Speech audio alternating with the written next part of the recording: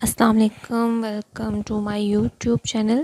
Especially وہ بچے جو 10th کلاس سے میرا چینل فالو کر رہے ہیں، آپ لوگ کہہ رہے تھے کہ میم نیو کلاس اور نیو لیکچرز ہمیں چاہیے، تو فائنلی آپ کو یہ جو نیو ہماری نیشنل بک فاؤنڈیشن ہے فرسٹ ایئر کی، اس کے لیکچرز آپ کو اب انشاءاللہ ٹائم ٹو ٹائم ملتے رہیں گے۔ پہلی اس کی جو نظم ہے حمد، وہ آج ہم کرتے ہیں، اس کو سٹارٹ کرتے ہیں۔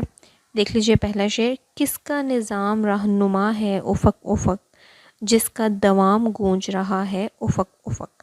اب جو پہلا شعر ہے اس میں شاعر نے پہلے مصرعے میں کس کا لفظ استعمال کیا ہے، یعنی صنعت استفہام۔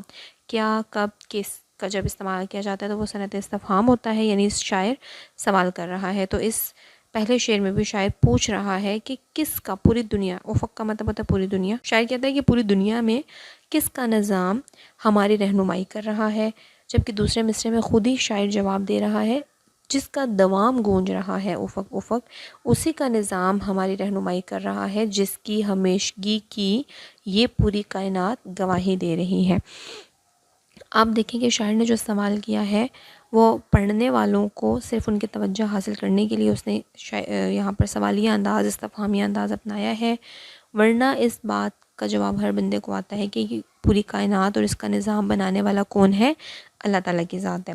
تو شاعر پہلے جو ظاہر آپ سٹارٹ اسی طرح سے کریں گے کہ شاعر اللہ تعالیٰ کی حمد و ثنا بیان کرتے ہوئے ہم سے سوال کرتا ہے کہ اللہ تعالیٰ نے اس پوری کائنات کا جو نظام ہے وہ کس طرح سے ہماری رہنمائی کرتا ہے، یا یہ لکھ لیں کہ کس کا بنایا گیا نظام ہماری زندگیوں میں مشعل راہ ہے۔ تو آپ اس میں اس کے پہلے مصرعے کی ہی تفصیل بتاتے ہوئے لکھیں گے کہ اللہ تعالیٰ نے یہ کائنات کچھ اصولوں پر قائم کی ہے، کچھ اصولوں پر بنائی ہے، جس میں عدل ہے، توازن ہے، ربط، انصاف اور پابندی وقت۔ یہ کچھ اصول ہیں جن کے مطابق اللہ تعالیٰ نے یہ کائنات بنائی اور ان اصولوں پہ کائنات چل رہی ہے۔ ہم دیکھتے ہیں کہ سورج اپنے وقت پہ آتا ہے، موسم اپنے وقت پہ تبدیل ہوتے ہیں، تو اس سے ہمیں پتہ چلتا ہے کہ ہمیں رہنمائی یہ ملتی ہے کہ ہم اگر اپنی زندگی میں بھی یہ اصول اپنائیں گے تو اس دنیا اور آخرت دونوں میں سرخرو ٹھہریں گے۔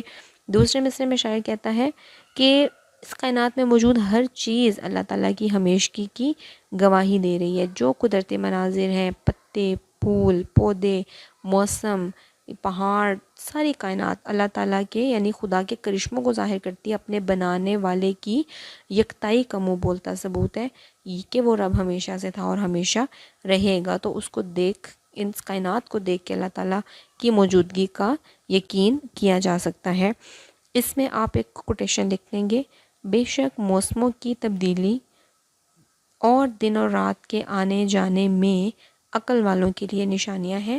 ڈیکوڈ کر کے القرآن ریفرنس لکھ دیں۔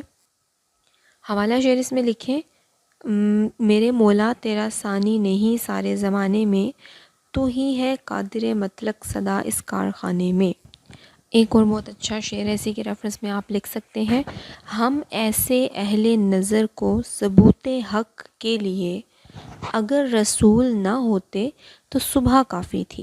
اس میں بھی شاعر کہہ رہا ہے کہ جو صبح کا حسین منظر ہے وہی اللہ تعالیٰ کی گواہی دینے کے لیے، خدا کے موجود ہونے کے لیے کافی ہے۔ اچھا بچے، یہ جو نظم ہے یہ غزلیہ حیت میں لکھی گئی ہے۔ اس کا پیٹرن کیا ہے، اس کا سوال ایکسرسائز میں بھی ہے، تو میں آپ کو بتا دوں، آپ جو کرٹیکل اپریسیشن دیتے ہیں اس میں آپ بتائیں گے کہ جو حمد ہے یہ غزلیہ حیت میں لکھی گئی ہے اور شاعر نے اس شعر میں صنعت استفہام اور صنعت تکرار کا استعمال کیا ہے۔ شعر نمبر 2: شان جلال کس کی عیاں ہے جبل جبل، رنگ جمال کس کا جمع ہے افق افق۔ شان جلال، اللہ تعالیٰ کی جو عظمت ہے، کس چیز، یہ دوسرے مصرعے میں دیکھیں جبل کہتے ہیں پہاڑ کو، تو شاعر کہتا ہے کہ پہاڑوں سے کس کی عظمت ظاہر ہو رہی ہے اور اللہ تعالیٰ کے حسن جو پوری دنیا پر کس کے حسن کی چھاپ ہے، پوری دنیا کس کے حسن کے، کس کے بنائے ہوئے رنگوں کو ظاہر کرتی ہے۔ اس میں بھی استفہامیہ انداز ہے، دونوں مصروں میں آپ دیکھیں کس کا لفظ استعمال ہوا ہے۔ تو شاعر یہاں پر سوال کرتا ہے کہ یہ بلند و بالا پہاڑ کس کی شان و شوکت کو، کس کی عظمت کو، کس کے روب و جلال کو ظاہر کرتے ہیں؟ تو ظاہر ہے اللہ تعالیٰ کے روب و جلال کو یہ پہاڑ ظاہر کرتے ہیں۔ اللہ تعالیٰ خود فرماتے ہیں: ہم نے زمین کا توازن برقرار رکھنے کے لیے یہ پہاڑ زمین میں کیلوں کی طرح گاڑ دیے۔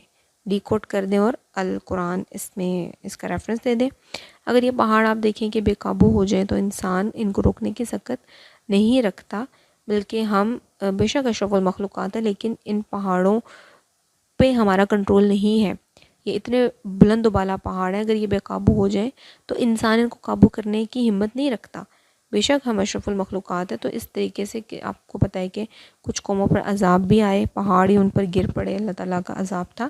تو دوسرے مصرے میں شاعر کہتا ہے رنگ جمال کس کا جمع ہے، پوری کائنات میں موجود جو خوبصورت حسین مناظر ہیں وہ کس کی خوبصورتی کی گواہی دے رہے ہیں، کس کے حسن کی پوری کائنات پر کس کے حسن کی چھاپ ہے.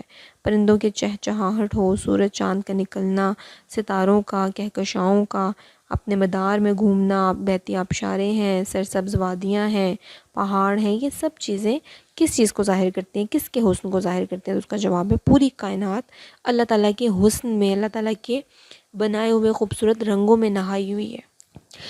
اس کائنات کو دیکھ کر ہر شخص یہ سوچنے پر مجبور ہو جاتا ہے کہ یہ کائنات بنانے والا خود کتنا حسین ہوگا. پوری کائنات خدا کے حسن و جمال، خدا کے حسین و جمیل ہونے کو، اس کے رحمان و رحیم ہونے کو اور اس کے جبار و قہار ہونے کا پتہ دیتی ہے، اس کا ثبوت ہے. اس میں آپ ریفرنس کا شعر لکھ سکتے ہیں.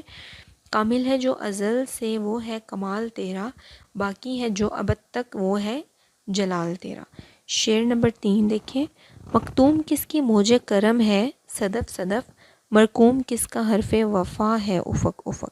اس شعر میں بھی شاعر سوالیہ انداز اپنایا ہوا ہے، استفہامیہ انداز اپنائے ہوئے ہم سے پوچھ رہا ہے کہ اللہ تعالیٰ اچھا اس کے میننگز لکھ لیں. مختوم کہتے ہیں چھپے ہوئے کو، موج کرم اللہ تعالیٰ کی رحمت کا جوش میں آنا، صدف کہتے ہیں سی پی کو.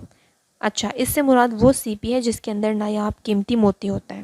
اور آپ کو پتہ ہونا چاہیے کہ ہر سی پی کے اندر قیمتی موتی نہیں ہوتا، بلکہ صرف اس سی پی کے اندر قیمتی موتی ہوتا ہے جس میں بہار کی پہلی بارش، جسے ابر نیساں کہتے ہیں، اس کا قطرہ ڈالا جاتا ہے وہ سی پی، اور وہ قطرہ جو ہے وہ قیمتی موتی بن جاتا ہے. مرقوم کا مطلب ہے لکھا ہوا. حرف وفا اللہ تعالیٰ کی محبت، یہاں پہ حرف وفا خدا کی محبت انسانوں سے. اس کی تشریح الٹ نہ کر دیجیے گا، انسان کے اللہ تعالیٰ سے محبت کی بات نہیں ہو رہی. حمد ہے تو اللہ تعالیٰ کی انسان سے محبت کی بات ہو رہی. افق افق سے مراد پتہ ہے آپ کو پوری دنیا. شاعر کہتا ہے کہ اللہ تعالیٰ کی رحمت بہت سے ظاہر چیزوں میں، ظاہری خزانوں میں ہمیں اللہ تعالیٰ کی رحمت نظر آتی ہے، جبکہ بہت سے چھپے ہوئے خزانے بھی ہیں جو اللہ تعالیٰ کی رحمت کا پتہ دیتے ہیں. تو شاعر یہاں پہ استفہامی انداز میں پوچھ رہا ہے کہ کس کی موج کرم ہے، کس کی رحمت کا جوش ہمیں سی پی میں موجود قیمتی موتی کے اندر نظر آتا ہے. تو اس کی وضاحت آپ دیں گے تشریح میں کہ بہار کی پہلی بارش کا قطرہ جب سی پی کے منہ میں جاتا ہے تو وہ قیمتی موتی بن جاتا ہے. اور یہ چیز اللہ تعالیٰ کی کبریائی کو ظاہر کرتی ہے کہ اللہ تعالیٰ نے چھپے خزانوں میں بھی حسن رکھا ہے، اللہ تعالیٰ کی رحمت چھپے خزانوں میں بھی واضح ہو رہی ہے. دوسرے مصرے میں کہتے ہیں مرقوم لکھا ہوا، پوری کائنات پر کس کی وفا کی داستان لکھی ہے. پوری کائنات کس کی وفا، محبت اور خلوص کی کہانی سنا رہی ہے. تو اس میں آپ بتائیں گے کہ اللہ تعالیٰ کی اپنے انسانوں سے محبت کی، وفا کی اور خلوص کی داستان ہے یہ پوری کائنات اور اس کا حسن.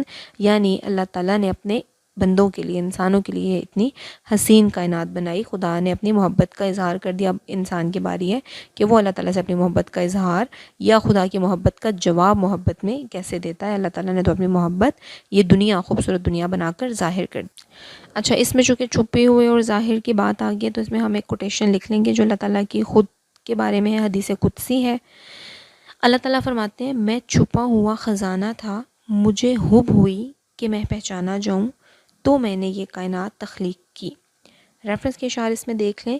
تو ہے خلوت میں، تو ہے جلوت میں، کہیں پنہاں کہیں عیاں تو ہے. اس شعر میں چونکہ ظاہری خزانوں اور چھپے ہوئے خزانوں کی بات ہوئی تو یہ شعر بہت اچھا اس کے ریفرنس میں آئے گا.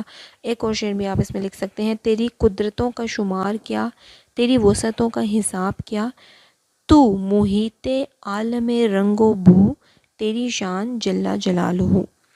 اس میں بھی آپ بتائیں گے صنعت تکرار اور استفہام دونوں کا استعمال ہے، کیونکہ صدف صدف کی تکرار ہے، افق افق کی تکرار ہے، اور استفہام کس پہلے مصرے میں بھی اور دوسرے میں بھی. شعر نمبر 4 دیکھیں کہ طلب میں اہل محبت ہیں داغ داغ، کس کی ادا سے حشر بپا ہے افق افق. شاعر اس شعر میں سوال کر رہا ہے کہ عشق حقیقی میں جو مبتلا لوگ ہیں، اللہ کی محبت میں جو ڈوبے ہوئے ہیں، ان کے دل کس بے چینی اور کس تڑپ سے گزر رہے ہیں. داغ کا مطلب ہوتا ہے داغ غم کو کہتے ہیں، تو ان کے دلوں میں کیا غم ہے. تو ظاہر آپ دیکھیں کہ اپنے محبوب سے محبت کرنے والے عاشق کے دل میں ایک ہی غم ہوتا ہے، ایک ہی طلب ہوتی ہے کہ وہ اپنے محبوب سے ملاقات کرے، اس کو دیکھے.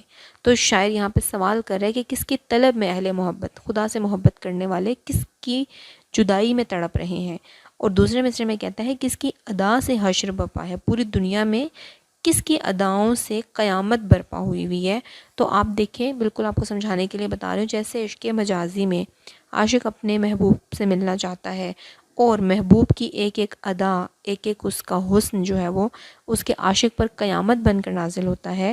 تو یہاں دوسرے مصرے میں ہم اس کی تشریح ایسے ہی کریں گے کہ اللہ تعالیٰ نے جو اتنی حسین کائنات بنائی ہے، پوری دنیا میں اللہ تعالیٰ کے حسن کے جلوے بکھرے پڑے ہوئے ہیں، تو یہ خوبصورت حسین مناظر اس کے چاہنے والوں پر قیامت برپا کرتے ہیں.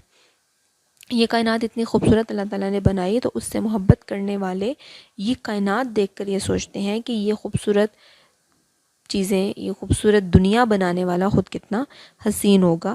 یہ چیز ان پر قیامت بن کر نازل ہوتی ہے، اور ان کی جو یہ تڑپ ہے جدائی کی اور اللہ تعالیٰ سے ملنے کی، اس میں مزید اضافہ ہو جاتا ہے.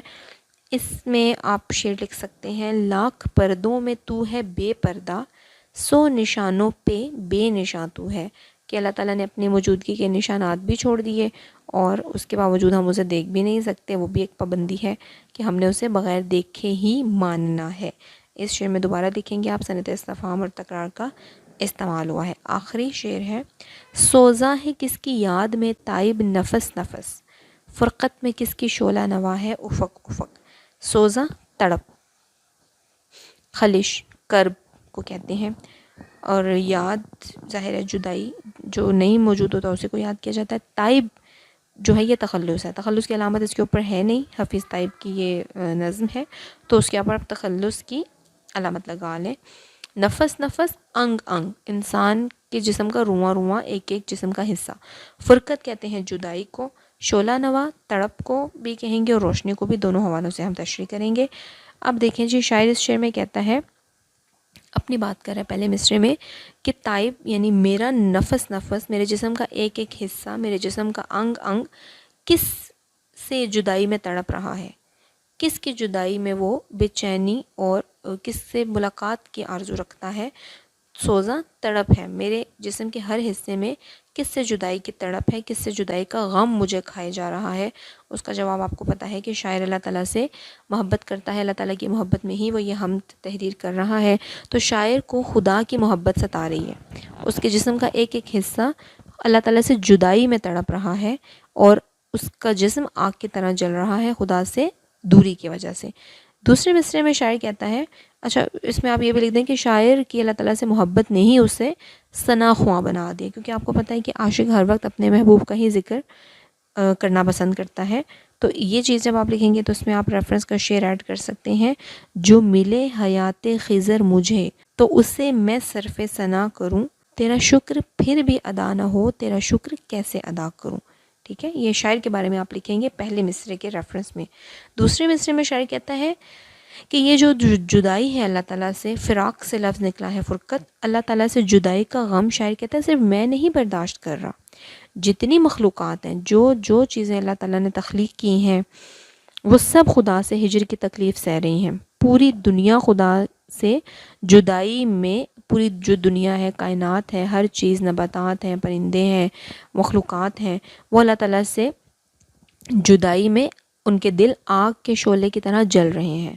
ہر چیز اللہ تعالیٰ سے ملاقات کی خواہاں ہے، کیونکہ ہر چیز کو پتہ، آپ دیکھ لیں زمین و آسمان ہوں، قدرتی مناظر ہوں، پرندے، پیڑ پودے، ہر چیز اپنے انداز سے اللہ تعالیٰ کی حمد و ثنا بیان کرتی ہے، اللہ تعالیٰ کی تعریف بیان کرتی ہے، کیونکہ انہیں پتہ ہے کہ اس کا بنانے والا رب ہے.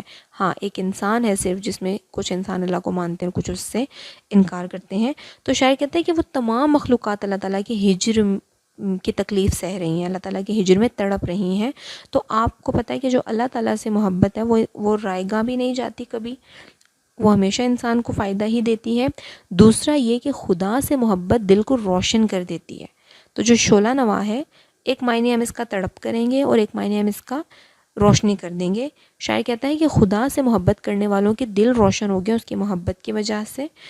آپ جب عشق مجازی میں پڑھتے ہیں تو دل تو سیاہ ہو جاتا ہے, روشن تو نہیں ہوتا نا, لیکن اللہ تعالیٰ سے محبت دل کو روشن کر دیتی ہے. تو یہاں پہ شاعر کہتا ہے کہ جو اللہ تعالیٰ کی تڑپ ہے, اللہ تعالیٰ سے ملاقات کی تڑپ, وہ انسان کی اور تمام مخلوقات کے دل و دماغ کو جلا بخشتی ہے, اسے روشن کر دیتی ہے. پھر آپ دیکھیں کہ اسی لیے جو عاشق ہے وہ ہر وقت اپنے محبوب کا ذکر کرتا ہے تو اس کو سکون ملتا ہے. اسی طرح آپ کو پتہ ہے اللہ تعالیٰ نے خود قرآن مجید میں فرمایا الا بذکر اللہ تطمئن القلوب, اور بے شک اللہ کا ذکر دلوں کو سکون دیتا ہے. اس میں ریفرنس کا شعر جو میں نے اوپر سارے لکھوائے ہیں ان میں سے بھی آپ کو ایڈ کر سکتے ہیں. ایک میں نے آپ کو یہ حمد والا بھی لکھوا دیا ہے, ایک اور بھی ہے جگ میں آ کر ادھر ادھر دیکھا تو ہی آیا نظر جدھر دیکھا. وہی چیزیں آپ بار بار لکھیں گے کہ یہ غزلیہ حیت میں ہے حمد, اور اس شاعر نے اس شعر میں صنعت تکرار اور صنعت استفہام کا استعمال کیا ہے. امید ہے بچے آپ کو یہ آسان الفاظ میں نے سمجھا دیے, سمجھ میں آ گئی ہوگی. اگر کوئی سوال ہوا آپ کا تو آپ کامنٹ باکس میں پوچھ سکتے ہیں. تھینک یو, اللہ حافظ.